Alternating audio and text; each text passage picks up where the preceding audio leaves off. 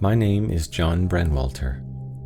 My father, a drunkard, had a patent for an invention for making coffee berries out of clay.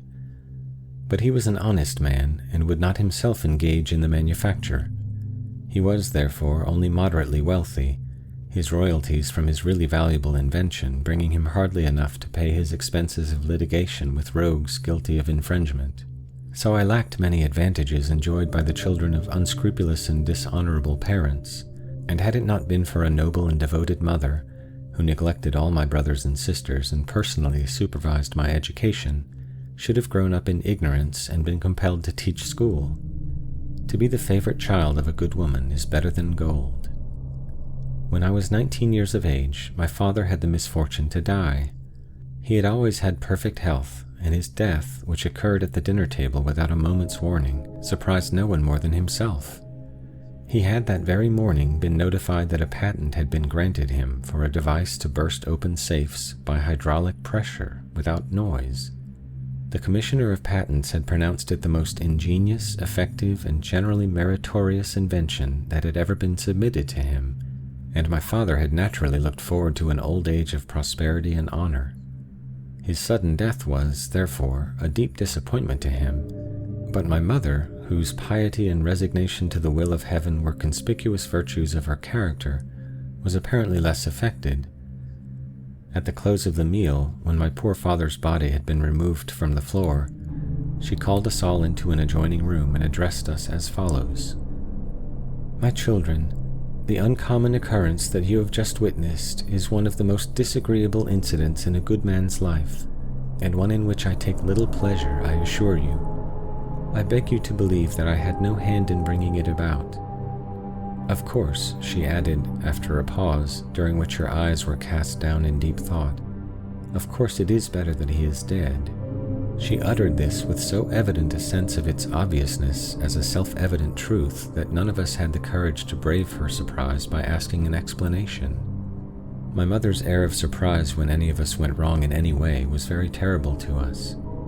One day, when in a fit of peevish temper, I had taken the liberty to cut off the baby's ear, her simple words, "John, you surprise me," appeared to me so sharp a reproof that after a sleepless night I went to her in tears, and throwing myself at her feet, exclaimed, "Mother, forgive me for surprising you." So now we all, including the one-eared baby, felt that it would keep matters smoother to accept without question the statement that it was better, somehow, for our dear father to be dead. My mother continued, "I must tell you, my children, that in a case of sudden and mysterious death, the law requires the coroner to come and cut the body into pieces and submit them to a number of men who, having inspected them, pronounce the person dead. For this, the coroner gets a large sum of money. I wish to avoid that painful formality in this instance. It is one which never had the approval of the remains, John.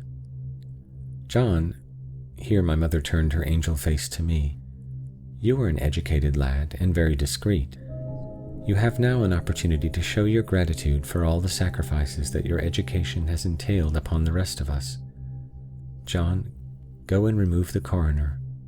Inexpressibly delighted by this proof of my mother's confidence, and by the chance to distinguish myself by an act that squared with my natural disposition, I knelt before her, carried her hand to my lips, and bathed it with tears of sensibility. Before 5 o'clock that afternoon, I had removed the coroner.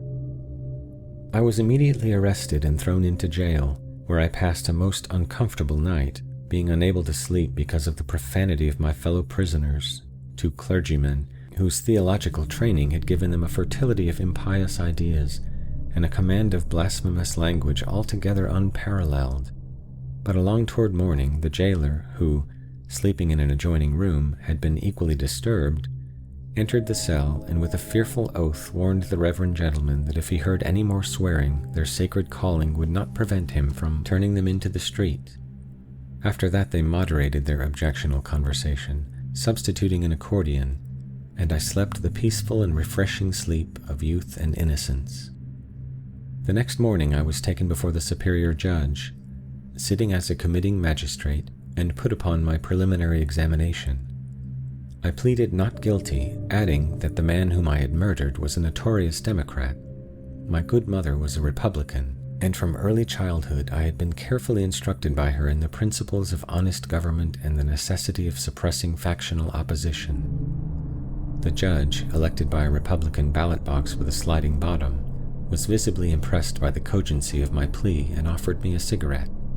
"May it please your honor," began the district attorney, "I do not deem it necessary to submit any evidence in this case. Under the law of the land, you sit here as a committing magistrate. It is therefore your duty to commit. Testimony and argument alike would imply a doubt that your honor means to perform your sworn duty. That is my case." My counsel, a brother of the deceased coroner, rose and said, "May it please the court, my learned friend on the other side has so well and eloquently stated the law governing in this case that it only remains for me to inquire to what extent it has already been complied with. It is true, your honor is a committing magistrate, and as such, it is your duty to commit what? That is a matter which the law has wisely and justly left to your own discretion. And wisely you have discharged already every obligation that the law imposes. Since I have known your honor, you have done nothing but commit. You have committed embracery, theft, arson, perjury, adultery, murder, every crime in the calendar, and every excess known to the sensual and depraved, including my learned friend, the district attorney. You have done your whole duty as a committing magistrate, and as there is no evidence against this worthy young man, my client, I move that he be discharged." An impressive silence ensued. The judge arose, put on the black cap, and in a voice trembling with emotion, sentenced me to life and liberty. Then, turning to my counsel, he said, coldly but significantly, "I will see you later." The next morning, the lawyer who had so conscientiously defended me against a charge of murdering his own brother, with whom he had a quarrel about some land, had disappeared, and his fate is to this day unknown. In the meantime, my poor father's body had been secretly buried at midnight in the backyard of his late residence, with his late boots on and the contents of his late stomach unanalyzed. "He was opposed to display," said my dear mother as she finished tamping down the earth above him, and assisted the children to litter the place with straw. "His instincts were all domestic, and he loved a quiet life."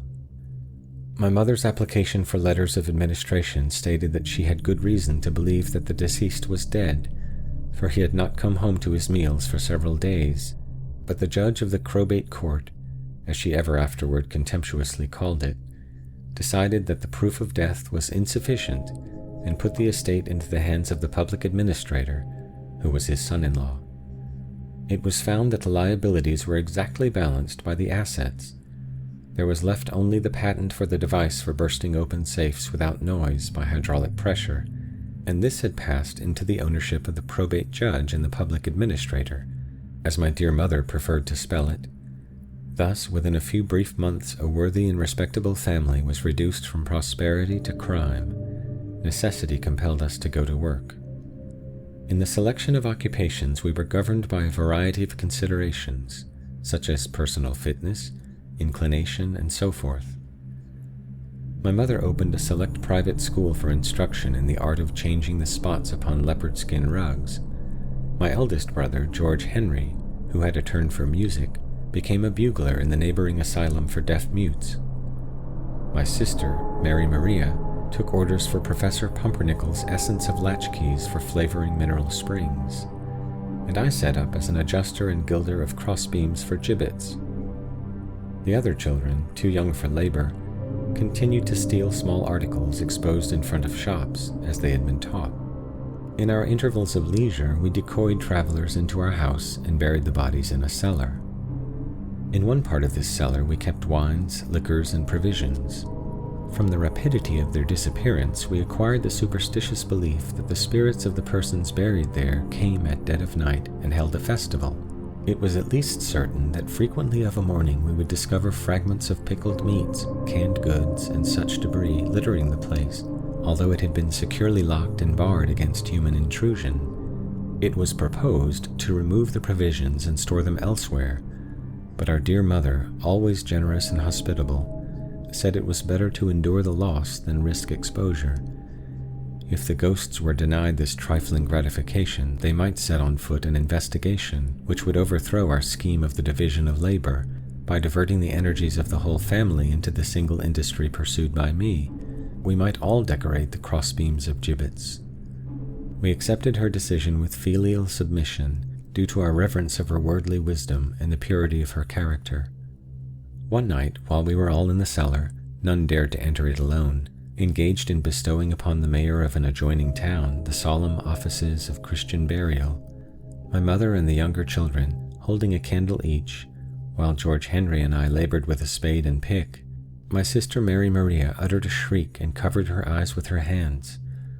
We were all dreadfully startled, and the mayor's obsequies were instantly suspended, while with pale faces and in trembling tones we begged her to say what had alarmed her. The younger children were so agitated that they held their candles unsteadily, and the waving shadows of our figures danced with uncouth and grotesque movements on the walls and flung themselves into the most uncanny attitudes. The face of the dead man, now gleaming ghastly in the light, and now extinguished by some floating shadow, appeared at each emergence to have taken on a new and more forbidding expression, a maligner menace.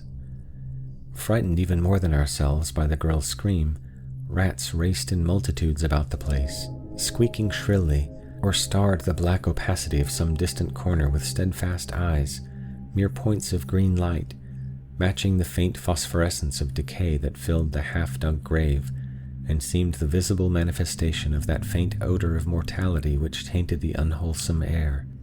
The children now sobbed and clung about the limbs of their elders, dropping their candles, and we were near being left in total darkness, except for that sinister light which slowly welled upward from the disturbed earth and overflowed the edges of the grave like a fountain.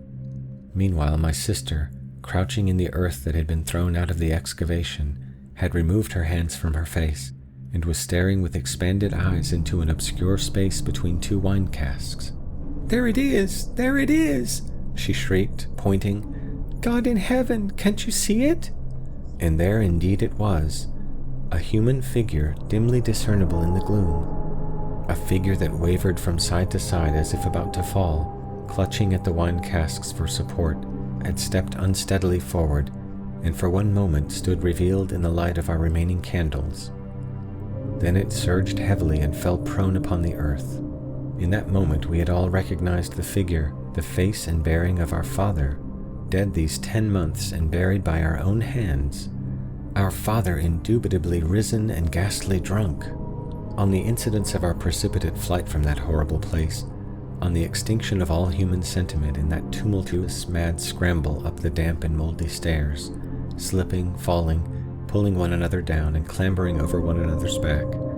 The lights extinguished, babes trampled beneath the feet of their strong brothers and hurled backward to death by a mother's arm. On all this I do not dare to dwell. My mother, my eldest brother and sister and I escaped. The others remained below, to perish of their wounds, or of their terror, some perhaps by flame. For within an hour we four, hastily gathering together what money and jewels we had and what clothing we could carry, fired the dwelling and fled by its light into the hills. We did not even pause to collect the insurance, and my dear mother said on her deathbed, years afterward in a distant land, that this was the only sin of omission that lay upon her conscience. Her confessor, a holy man, assured her that under the circumstances heaven would pardon the neglect. About 10 years after our removal from the scenes of my childhood, I, then a prosperous forger, returned in disguise to the spot with a view to obtaining, if possible, some treasure belonging to us which had been buried in the cellar. I may say that I was unsuccessful. The discovery of many human bones in the ruins had set the authorities digging for more. They had found the treasure and had kept it for their honesty. The house had not been rebuilt. The whole suburb was, in fact, a desolation. So many unearthly sights and sounds had been reported thereabout that nobody would live there. As there was none to question nor molest, I resolved to gratify my filial piety by gazing once more upon the face of my beloved father, if indeed our eyes had deceived us and he was still in his grave. I remembered, too, that he had always worn an enormous diamond ring, and never having seen it nor heard of it since his death, I had reason to think he might have been buried in it. Procuring a spade, I soon located the grave in what had been the backyard and began digging. When I had got down about 4 feet, the whole bottom fell out of the grave, and I was precipitated into a large drain, falling through a long hole in its crumbling arch. There was no body, nor any vestige of one. Unable to get out of the excavation, I crept through the drain, and having with some difficulty removed a mass of charred rubbish and blackened masonry that choked it, emerged into what had been that fateful cellar. All was clear. My father, whatever had caused him to be taken bad at his meal, and I think my sainted mother could have thrown some light upon that matter, had indubitably been buried alive, the grave having been accidentally dug above the forgotten drain, and down almost to the crown of its arch, and no coffin having been used. His struggles on reviving had broken the rotten masonry, and he had fallen through, escaping finally into the cellar. Feeling that he was not welcome in his own house, yet having no other, he had lived in subterranean seclusion, a witness to our thrift and a pensioner on our providence. It was he who had eaten our food. It was he who had drunk our wine. He was no better than a thief. In a moment of intoxication, and feeling no doubt that need of companionship which is one sympathetic link between a drunken man and his race, he had left his place of concealment at a strangely inopportune time, entailing the most deplorable consequences upon those nearest and dearest to him. A blunder that had almost the dignity of crime.